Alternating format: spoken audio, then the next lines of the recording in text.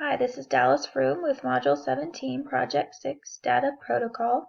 I currently work in a private school and we rarely use data and we do not have a protocol that we follow. So I made a very basic one that would be simple for teachers to begin with. So for step 1, we would determine our focus and purpose for the data that we are using.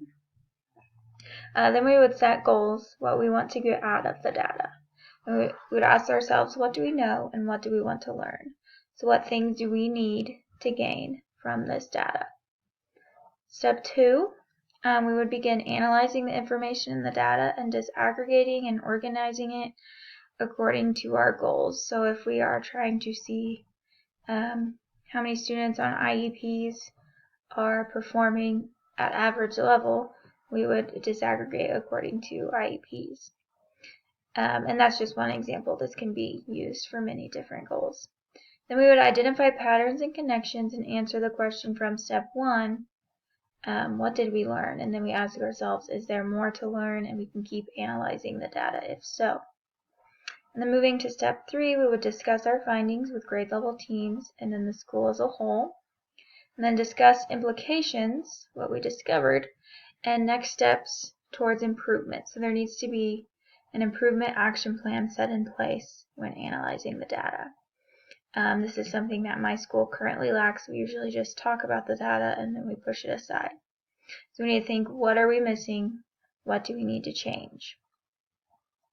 And then I created a graphic organizer that I thought would be simple enough for starters. So they place their essential question or their reasoning for analyzing the data at the top. So all I have to do first is fill out how many students are in their class. And then from there, how many students are truant or chronically absent. And then of those, how many students are receiving special ed or title services in the school. So we begin to see if absenteeism affects SPED and title services. And then finally, how many of your students scored average or above average on the Iowa assessments? So the Iowa assessments are the summative tests that we take every year along with the Kansas State assessments. And so they can kind of disaggregate their data based on each of these 4 questions. And then at the bottom, they can fill out strengths of their class data, weaknesses, and implications for improvement. So my graphic organizer and my protocol, they use current data. Teachers are required to be collaborative while using these. They address individual student needs, and questions on each can be adapted to the data that you are analyzing. How do I think my teachers would react to these protocols? I think they would be delighted to have a procedure to follow rather than just told to discuss something and then move on. And so I think this gives them more meaning to the data that we see.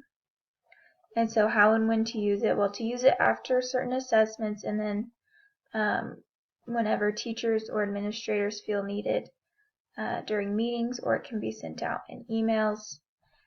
This organizer and this protocol I would hand out as handouts for teachers to keep handy so they can analyze data on their own anytime they would like.